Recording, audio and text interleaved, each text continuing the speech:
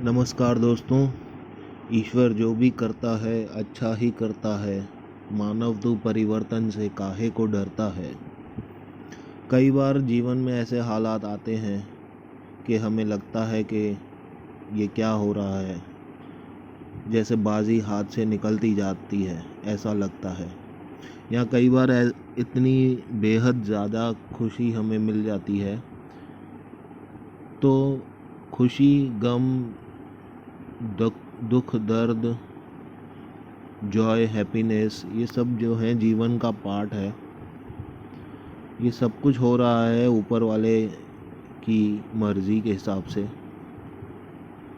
एक छोटी सी कथा हम सब ने सुनी होगी कि एक किसान था, उसके पास अच्छा खासा एक बैल था।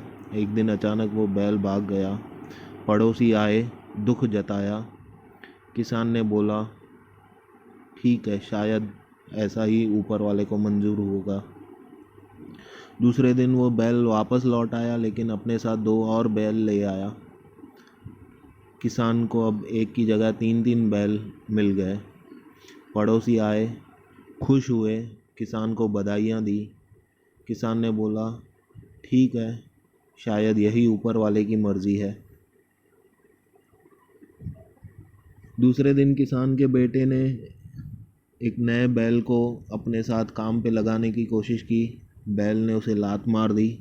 किसान का बेटा घायल हो गया, ज़ख्मी हो गया। पड़ोसी फिर आए, बहुत दुख जताया। किसान बोला ठीक है, शायद ऊपर वाले को यही मंजूर होगा। अगले दिन गांव में सैनिकों की टुकड़ी आई, सेना के लोग आए। जो भी जवान लड़के थे सबको सेना में भर्ती करने के लिए लेके गए अपने साथ। लेकिन किसान का बेटा जो ज़ख्मी था उसे नहीं ले गए, क्योंकि वो ज़ख्मी था, घायल था, बीमार था।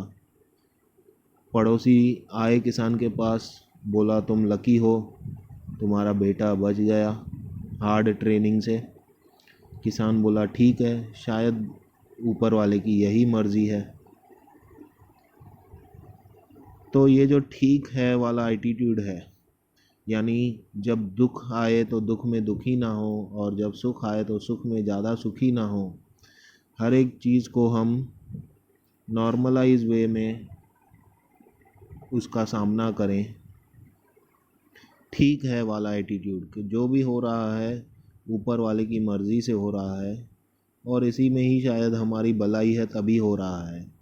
अगर ये हम फेथ रखेंगे, विश्वास रखेंगे, आस्था रखेंगे, श्रद्धा रखेंगे, तो हम देखेंगे कि हमारे जीवन में जो तनाव है, जो हताशा है, जो निराशा है, वो तिल मात्र भी नहीं बचेगी, और हम एक अलौकिक आनंद का अनुभव कर पाएंगे। इसीलिए ही कहते हैं कि trust in the divine plan, there is no error in it. ऊपर वाले को ए से लेकर जेड तक पता है। हमें ए